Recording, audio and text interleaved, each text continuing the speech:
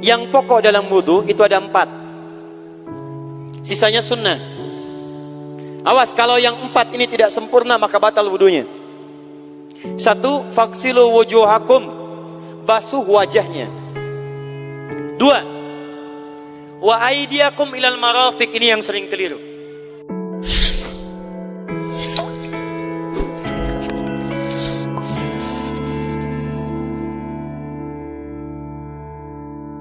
Kalau sholat kamu ingin sempurna, maka sempurnakan dulu wudunya.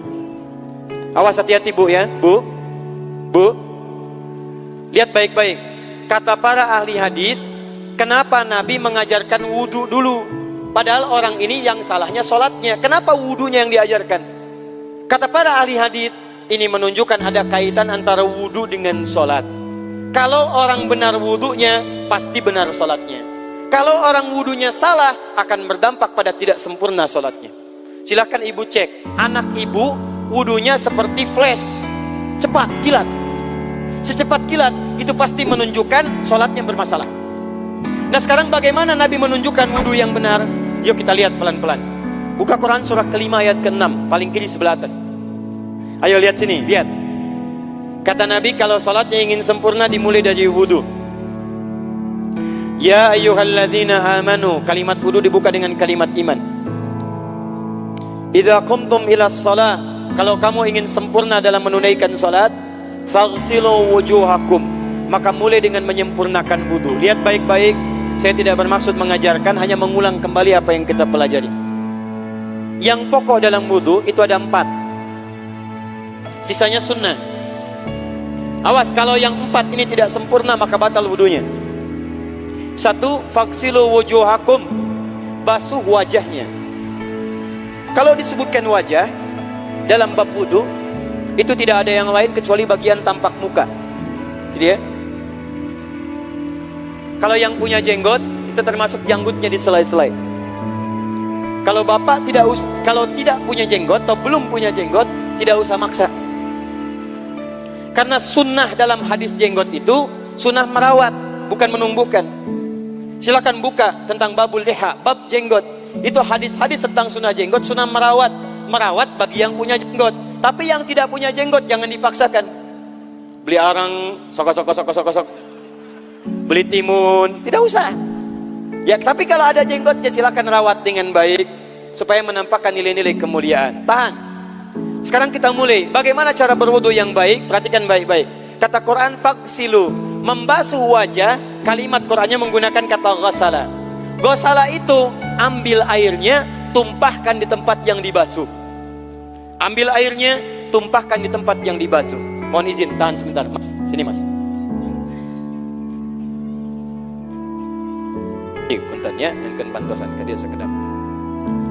Sifat wudu cuma ada 3. 1, pakai keran. 2, pakai gayung. 3, air yang mengalir. Ya, seperti di sungai ada air mengalir itu nggak ada masalah. Tapi kalau menggunakan gayung atau semisalnya, Nabi itu diriwayatkan dalam hadis itu sangat menghemat air. Bahkan pernah beliau kemudian berwudu, kalau kita kemudian hitung itu hanya sejumlah pak, seaqua gelas pak, cukup. Atau yang kedua menggunakan keran ya. Kalau sekarang kita ada keran, contoh ini kerannya. Ya. Kerannya agak tinggi sedikit. Dan kita sesuaikan. Ambil airnya. Misal contoh, ghasala itu bukan ditumpahkan, ambil air, tumpahkan di tempat yang akan dibasuh gini. Yang telunjuk itu kemudian menghapus atau menghilangkan kotoran di sela-sela mata, contoh. Yang jempol menghilangkan kotoran di sela-sela telinga bagian belakang di sini. Ya. Kalau misalnya saya mulai ambil airnya, kemudian saya tumpahkan di sini. Yang telunjuk membersihkan di jari-jari di sini, di sela-sela mata. Yang jempol kemudian membersihkan di sela-sela di bawah telinga sini. Kemudian di selesai. 1. Tahan sebentar ya, ini praktek dulu sebentar. 2. Wa aidiakum ilal marafiq, ini yang sering keliru. Dan tangan sampai siku. Ingat, tangan bahasa Arabnya yadun.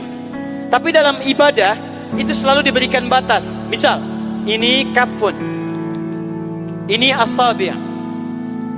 Ini sampai sini rusghun. Sampai sini Bapak Ibu sekalian, ini namanya mirfaq, zamannya marafiq. Sampai sini katif.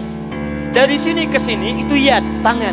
Dalam bab salat, bab wudu, bab ibadah, tidak pernah Al-Quran dan hadis menyebutkan tangan kecuali diberikan batasnya. Contoh, kita saat akan takbir, Allahu Akbar. Lihat An-Nasai nomor hadis 886. Kata Nabi, fawadha'a kaffahul yumna. Maka orang salat itu meletakkan telapak tangan yang kanannya alal yusra, di punggung yang kirinya. Jadi begitu takbir Allahu Akbar, yang kanan meletakkan di punggung kiri. Apa batas meletakkannya? Cuman sampai 3. 1, yang telapak ke punggung begini, jadi boleh begini. Yang kedua, pergelangan ketemu pergelangan begini, rusgun ala rusgin. Jadi begitu takbir Allahu Akbar, ini boleh. Tapi nggak usah diukur Pak ya, jangan telat. Allah, pas, cepat. Boleh nanti lebih sedikit ke sini. Yang tidak boleh, awas, ini dilarang dalam hadis. Yang tidak boleh kata Nabi, jangan engkau bersedekap seperti orang sombong. Kata para ulama bagaimana? Ketika tangannya bertemu dengan mirfaknya begini. Nah ini awas, sedekap yang dilarang, hati-hati. Kadang-kadang ada orang menes ke puncak subuh-subuh sholatnya begini. Ya, awas nih. Cuman 3, kalau tidak begini, begini, atau begini. Dan saat mengangkat itu cepat Pak. Hadisnya cepat. Fawadha'a. Fa itu di ilmu nahu harfu atfin rabitin baina syai'aini bila hudud. Huruf yang menyambungkan dua peristiwa tanpa jeda, cepat. Jadi antara mengangkat dengan meletakkan, langsung angkat Allahu Akbar. Tidak ada gerakan lain. Maaf, saya tidak bermaksud menyalahkan. Saya alhamdulillah ada koleksi 1235 kitab hadis. Saya mencari gerakan dari ngangkat ke meletakkan begini, tidak menemukan gerakan lain. Karena itu jangankan hadis-hadis yang sahih, di kitab hadis palsu pun pemalsu hadis tidak tertarik memasukkan hadis ini. Saking jelas, jadi saat mengangkat langsung begini. Kenapa saya penting terangkan? Karena ada sebagian saudara-saudara kita merasa tidak enak, Ustadz, kalau saya takbir masa kiri duluan, sedangkan kiri kurang bagus, yang bagus kanan. Saya mah pengennya begini aja lah, begitu takbir kanan duluan baru tutup dengan kiri. Jadi begitu diangkat Allah, kanan masuk, kiri begini tutup. Kadang-kadang kaki naik dikit. Nah itu maaf, saya tidak bermaksud menyalahkan, tapi saya belum menemukan hadisnya. Dan pemalsu hadis pun tidak tertarik memalsukan hadis ini karena saking jelasnya, angkat tutup. Jelas ya? Nah sekarang lihat sini. Dalam bab wudu, bahasa Qur'annya mengatakan wa aidiakum ilal marafiq, dari tangan sampai siku. Ila dalam ilmu nahu harful ghayah, huruf yang menunjuk pada tujuan, batas dari ke. Ana minal an sa'adhab min Menes ila Bekasi. Saya setelah ini akan pergi dari Menes ke Bekasi. Jadi saya berangkat dari mana? Menes. Tujuannya kemana? Bekasi. Tujuan dalam bahasa Arab menggunakan ila, harfu ghayah. Dari Menes ke Bekasi. Menes ila Bekasi. Dalam wudu, lihat. Aidiakum ilal marafiq, ila sampai siku. Bukan dari siku ke tangan. Jadi saat kita mengambil air wudu, ambil airnya, tumpahkan dari sini, ilal marafiq sampai ke siku ke sini. Balikan lagi ke depan. Jadi bukan kerannya dibeginikan, sikunya dibeginikan, takut, bukan. Jadi bukan siku diteruskan ke bawah. Yang tepat itu ambil airnya, kemudian basuh dari sini sampai dengan ke sikunya. Hati-hati, ini ada maknanya. Dan jika benar di hadis Muslim, jika orang wudunya benar seperti ini, maka bersamaan dengan jatuhnya air wudu itu, jatuh pula dosa-dosa dan kotoran yang melekat pada anggota tubuhnya. Tidak cukup dengan amin, nanti kita lihat dulu. Teruskan, saya baru caranya dulu nih. Awas. 3. Wamsahu biru'usikum. Wamsahu, lihat. Untuk wajah pakai gosala, basuh. Tangan gosala, basuh. Tapi ketika berpindah pada yang ketiga, wamsahu, berubah jadi masaha. Tahan sebentar ya. Calik. Duduk sini aja. Lihat sini. Ya, pilih. Duduk di sini atau ngapus. Sudahlah. Datang sendiri, nulis sendiri, ngapus sendiri, luar biasa. Cuman di menes ini. Ini awas, ini penting ini Bu ya, penting. Saking pentingnya susah dihapusnya tuh. Dah sini aja. Masaha. Sudah. Masaha artinya mengusap. Kalau yang tadi membasuh, kalau masaha mengusap. Jadi yang ketiga ini tidak usah dibasuh. Jangan tumpahkan air di tempatnya, tumpahkan airnya kemudian usap tempatnya. Pertama, wamsahu biru'usikum. Masya Allah, kata Allah, bagian ketiga usap kepalanya. Awas, hati-hati. Tangan selesai pindah kemana? Bukan ke rambut, tapi kepala. Jadi dalam bab wudu yang diusap bukan rambutnya, kepalanya. Itulah keadilan Allah. Kalau yang diusap kepalanya, semua manusia yang hidup pasti punya kepala. Tapi kalau yang diusap rambutnya, ada ketidakadilan karena tidak semua orang punya kepala, punya rambut. Tuh. Nah, sekarang lihat sini. Ketika kita diminta mengusap kepala, bahasanya masaha. Masaha itu begini. Ini saya punten. Bismillah. Ini ya. Ambil airnya, tumpahkan, baru kemudian diusapkan ke kepalanya. Paham ya? Kalau yang gosala, ambil, tumpahkan di tempat yang akan dibasuh. Tapi kalau masaha, hati-hati. Ambil airnya, tumpahkan, baru diusap. Jadi bukan diambil air, tumpahkan di kepala begini. Paham? Tahan sebentar. Dan ini menggunakan huruf ba, Masya Allah. Ba, lihat, wajah tidak pakai ba. Tangan tidak pakai ba. Tapi khusus untuk kepala pakai ba. Wamsahu bi. Huruf ba dalam ilmu nahu. Coba dibuka yang suka ngaji. Buka kitab Bughnil Labib an Kutubil A'arib. Halaman 29 sampai dengan 59. Di situ ada penjelasan karya Ibnu Hisham Al-Ansari. Itu ada penjelasan tentang makna huruf ba. Huruf ba itu punya 14 arti dalam bahasa Arab. Ada ilsaq, ada istighraq, ada muhabah, ada ba li tab'id. Ba li tab'id dibagi dua. Tab'id ma'al hudud wa tab'id bila hudud. Nah, yang ba ini, kenapa pakai ba? Kata para ulama, dari huruf ba yang 14 ini ada 3 makna yang diterapkan dalam ayat wudu. Satu, istighraq. Istighraq itu membasuh keseluruhan. Jadi kalau kita ingin wudu, ambil airnya tumpahkan, basuh keseluruhan dari depan sampai ke belakang begini. Balikan lagi. Yang kedua, at-tab'id ma'at tahdid. Sebagian tapi dengan batas. Kata Imam Asy-Syafi'i, di mana batasnya ubun-ubun? Diboleh kalau kita mau wudu, misalnya ibu tidak bisa membasuh keseluruhan, sedang pakai kerudung misalnya, jilbab nggak bisa dibuka, tempat wudunya terbuka, Anda tinggal ambil air wudu, kemudian tumpahkan sedikit, boleh diusapkan bagian kepala sampai ubun-ubun, sah wudunya. 3, at-tab'id min duni tahdid. Sepanjang disebut bagian kepala, masuk kepala nggak ada batas. Ini kepala bukan? Ini kepala? Ini kepala? Jadi kalau Anda berwudu mengusap bagian kepala, itu sudah sah walaupun bagian tertentu diusap di kepalanya.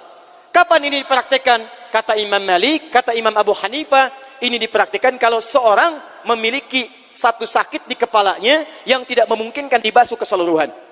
Misal, mohon maaf, ya ada orang misalnya, mohon maaf ya, tiba-tiba sedang jalan di kebun, tuh jatuh duren. Anak duren ya, jangan duren yang besar. Tiba-tiba nimpa misalnya. Duren teh bahasa rangatnya kadu, Bu, ya. Kadupak, kaduhung, ya, dan seterusnya. Kadu. Nimpa kepalanya, bocor misalnya. Kemudian dalam bocor itu diperban, kata dokter tidak boleh kena air. Saat bagian kepala yang tidak boleh kena air itu, bukan berarti wudunya kemudian bisa batal atau boleh tayamum karena tidak bisa mengusap kepala. Kata para ulama, boleh dia mengusap bagian kepala yang lain yang tidak terluka. Itulah kenapa Allah memberikan huruf ba di sini untuk kemudahan bagi kita dalam menunaikan wudu. Tapi pastinya yang dibasuh kepalanya bukan rambutnya. Jadi kalau ada laki-laki sudah dandan, sisiran, rapi, tiba-tiba keran dibuka, yang diusap cuma rambutnya, ulak. Itu batal wudunya. Tidak sah. Harus diulang. Terakhir kaki. Kaki dibasuh sampai dengan bagian mata kakinya, dan ini tidak perlu saya terangkan karena mudah bagi kita untuk mempraktekannya. Tapi yang ingin saya jelaskan satu ini saja. Perhatikan baik-baik. Yang 4 ini wajib wudu. Tambahannya sunnah. Niat dimasukkan dalam wajibnya. Lihat sini. Kumur-kumur sunnah. Telinga sunnah. Istinsyak sunnah. Yang 4 ini wajib. Tapi terlepas dari wajib dan sunnahnya, perhatikan baik-baik. Kenapa ini disebut dengan wudu? Dan hebatnya Al-Quran mengistilahkannya dengan toharah. Toharah. Apa itu toharah? Apa itu suci? Toharah. Apa itu toharah? Suci. Apa itu suci? Toharah. Ada toharah, ada nadhafah, itu beda. Kalau nadhafah, bersih luarnya, tapi belum tentu bersih dalamnya. Bisa jadi luarnya bersih, tapi dalamnya najis. Misal, hewan yang paling najis apa? Yang haram. Misal, hewan tadi itu, hewan babi misalnya, misal, dibersihkan, dimandikan, disisir, sampai bersih. Bersih tidak? Bersih, bersih. Tapi halal tidak? Suci tidak? Tidak. Al-khinziru nadhifun walakinnahu ghairu tahir. Babinya bisa bersih tapi tetap tidak halal, tidak suci dia, tetap haram, tetap najis. Paham? Tapi kalau bersih luarnya dan suci dalamnya, maka kalimatnya berubah dari nadhafah jadi taharah. Taharah. Orangnya disebut dengan tahir. Kalau rajin dikerjakan disebut dengan mutatahhir. Wudu dalam Quran disebut dengan taharah. Seakan-akan memberikan pesan, maaf, orang yang wudu itu bukan hanya bersih fisik luarnya saja. Jadi kalau orang wudunya bersih, bukan cuma wajahnya yang bersih. Kalau wudunya benar, bukan kotoran di tangan saja yang hilang. Tapi mohon maaf, fisik-fisik dalamnya itu ikut suci. Fungsi tangannya jadi bersih, fungsi wajahnya jadi bagus, fungsi lisannya jadi bagus. Makanya kata Nabi, kalau orang benar wudunya bersamaan dengan air wudu yang menetes, maka tumpahlah kotoran-kotoran di bagian fisik-fisik tubuhnya. Jadi kalau kita benar wudunya kumur-kumur, kukumur, masukkan misalnya, masukkan, keluarkan, bersamaan dengan keluarnya air itu, maka kotoran-kotoran di lisan pun ikut keluar. Tangan dibasuh, bersamaan dengan dibasuhnya tangan, fungsi tangan yang kotor-kotor itu ikut hilang. Hadis Muslim. Makanya orang yang setelah selesai wudu dia berdoa, apa wudunya? Apa doa wudunya? Asyhadu an la ilaha wa asyhadu anna Muhammadan Allahumma minat waj'alni minal, lihat sini, minal mutatahhirin, minat tawabin. Lihat. Bapak Ibu kan baru wudu, tapi kenapa doanya selesai taubat? Allahumma ja'alni minat tawabin. Ya Allah, jadikan saya termasuk orang taubat. Kita kan baru wudu, kenapa doanya baru selesai tobat? Sedangkan tobat itu mengakui kesalahan, menyesali kesalahan, dan berjanji meninggalkan yang salah, mengganti dengan yang baik-baik. Makanya kalau orang wudunya benar itu, begitu dia kumur-kumur, dia ingat kesalahan apa yang dikerjakan oleh lisan ini. Jadi begitu kemudian ditumpahkan airnya, hilang kotorannya. Maaf, yang suka mencela wudu, selesai wudu tidak akan mencela lagi karena tobat dari celaan. Makanya kalau wudu Anda benar, coba ingat-ingat, siapa korban dari lisan Anda yang tajam itu? Apakah ibu Anda yang pernah menangis karena lisan Anda? Apakah ayah Anda yang kecewa karena kalimat-kalimat Anda? Apakah tetangga Anda yang menjauhi Anda karena kata-kata kotor Anda? Kalau tiap hari Anda wudu, tapi kemudian lisan Anda masih kotor juga, ada yang salah, Anda cuma menghabiskan air untuk menghilangkan kotoran di lisan. Itu tanda pertama. Tangan basuh. Makanya orang yang wudunya benar, tangannya tidak akan berbuat yang kotor lagi sampai ke ujung kakinya. Karena itulah ibadah ini disebut dengan wudu, seakar dengan kata dau. Kata para ulama, mereka sebagian mengatakan dau artinya cahaya, dau artinya sinar, dau artinya al-husnu, baik budi pekerti.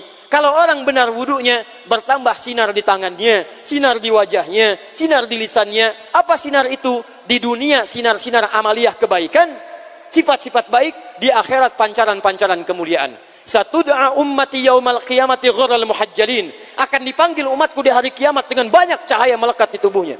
Tangannya ada cahaya, matanya ada cahaya, wajahnya bercahaya, kakinya bercahaya. Cahaya apa itu? Kata Nabi, min atharil wudu, dari bekas wudunya. Jadi kalau kita benar wudunya, itu kita jadi orang baik. Ada cahaya kebaikan dalam diri kita. Itu yang disebut dengan tawwabin. Makanya kalau bapak ibu tiap hari wudu, Allahumma ja'alni minat tawwabin. Tapi mulut tidak tobat, tangan tidak tobat, kaki tidak tobat, ada yang salah dengan wudunya. Waj'alni minal mutatahhirin. Jadikan saya orang bersih dan suci. Jadi kalau selesai wudu, pakaian bersih, wajah bersih, tangan bersih.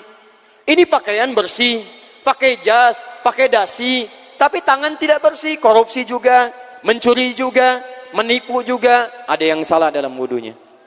Kalau kita bisa mengerjakan wudu ini dengan baik, maka naik status kita. Disebut sebagai, langsung oleh Al-Quran, disebut hamba yang dicintai oleh Allah Subhanahu wa ta'ala.